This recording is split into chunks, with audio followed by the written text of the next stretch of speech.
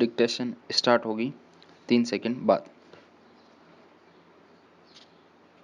Start. दुनिया की 20 कंपनियां 50% से अधिक सिंगल यूज प्लास्टिक कचरे के लिए जिम्मेदार हैं।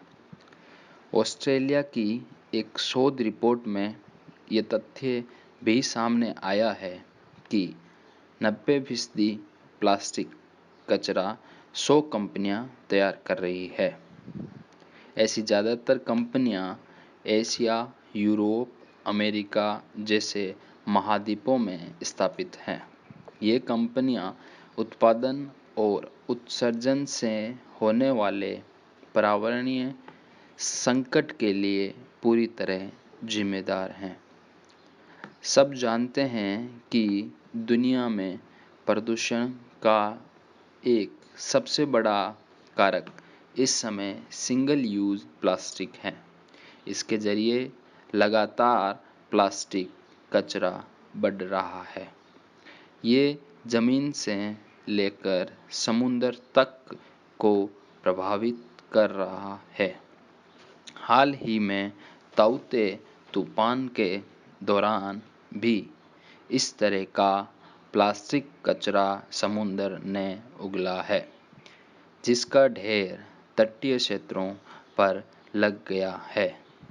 इसने साफ संदेश दिया है कि हमें कचरे के उत्सर्जन और उसके निष्पादन के बारे में नए सिरे से विचार करने की ज़रूरत है। महत्वपूर्ण तथ्य ये है कि सिंगल यूज प्लास्टिक का 1 लाख टन कचरा हर महीने समुद्र में जाता है। ये न केवल जलीय जीवों के लिए संकट खड़ा कर रहा है, बल्कि समुद्र में भी इकोलॉजी सिस्टम को खराब कर रहा है। इस कचरे के साथ सबसे बड़ी परेशानी ये है कि दोबारा उपयोग महज 10% तक ही संभव है, जबकि 90% हमेशा कचरे के तौर पर लाखों साल तक पृथ्वी पर शेष रह जाता है। ये बड़ी समस्या है। ऐसे में ज़रूरत जागरूकता की है ताकि इसे रोका जा सके। हालांकि दुनिया भर में भारत की पहल की तारीफ भी हो रही है। भारत ने सिंगल यूज प्लास्टिक के उत्पादन, उत्सर्जन से लेकर उसके निष्पादन के बारे में नई पॉलिसी बनाई है। इसके तहत इसके उपयोग को लगातार सीमित किया जा रहा है। कोशिश ये है कि इसे पूरी तरह कम कर दिया जाए।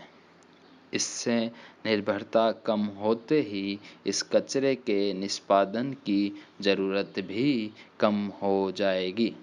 ऐसे में इससे होने वाले नुकसान भी एक हद तक कम हो जाएंगे। भारत जैसे प्रयास विकसित देशों को तेजी के साथ करने चाहिए। इन बड़ी कंपनियों के प्रभुत्व को रोकने की क्षमता विकासशील देशों से ज़्यादा विकसित देशों के पास है। ऐसे में अगर कंपनियों की नीतियों में फेरबदल होगा तो इस कचरे को प्रभावी तरीके से रोका जा सकेगा। इसके वैज्ञानिक तौर पर निष्पादन की जिम्मेदारी कंपनियों की होनी चाहिए। जब तक पूरी दुनिया मिलकर प्रयास नहीं करेगी, तब तक ये कचरा पर्यावरण के लिए खतरनाक बनकर सामने आता रहेगा।